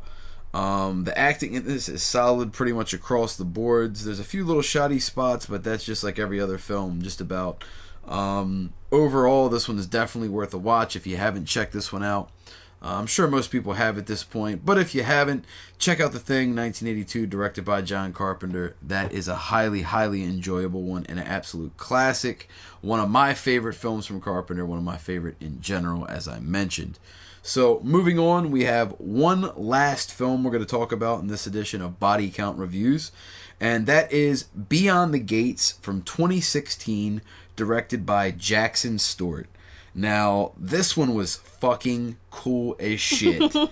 This film is badass. Okay, so this one essentially is Jumanji in the horror world. Yeah. Is essentially what this is, and that's exactly what I want you to think of it as. I recommend this one. It is on Netflix, or was on Netflix. It features Barbara Crampton in it from Reanimator, which we spoke about in the first episode of the cast. We did a whole show on Reanimator. And Barbara Crampton's amazing, huge fan of hers. She's been in a lot of horror films, and she has a cameo playing a major role throughout this whole film.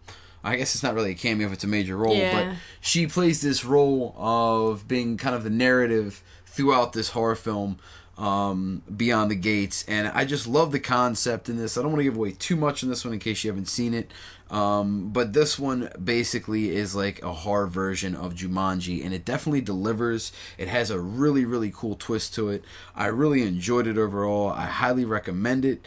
And I just love the soundtrack to it too. The score is very 80s-ish. Even though it's a new film, the soundtrack and the music into it fits the 80s 100%.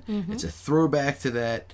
And it's just a really well done, fun, newer film. I was a little tiny let down by it just for how much I heard about it afterwards and shit. And I feel they could have did a little bit more with some of the aspects and that idea.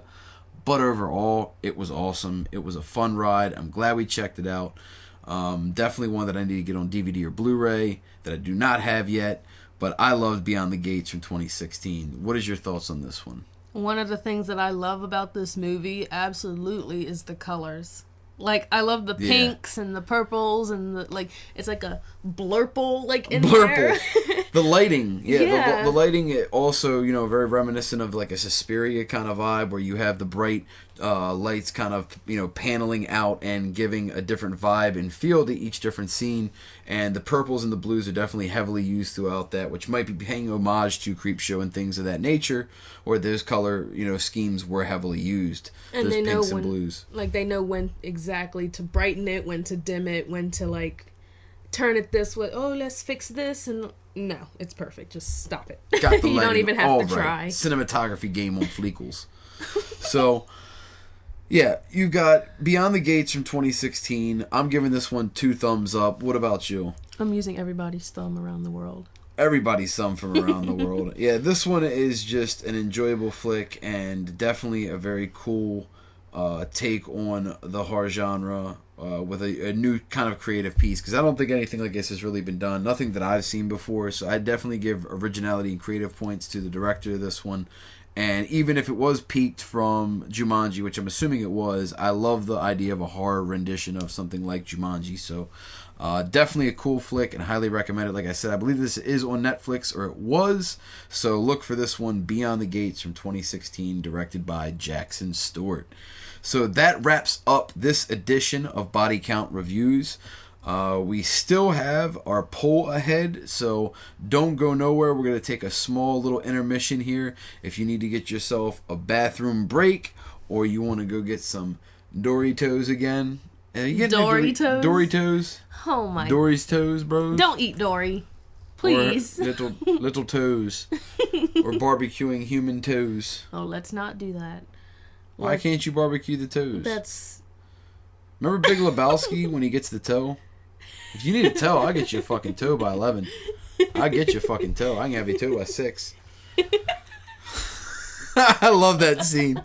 It's so good. Yeah, but don't go nowhere. We'll be back in just a moment. Wake up, kiddies.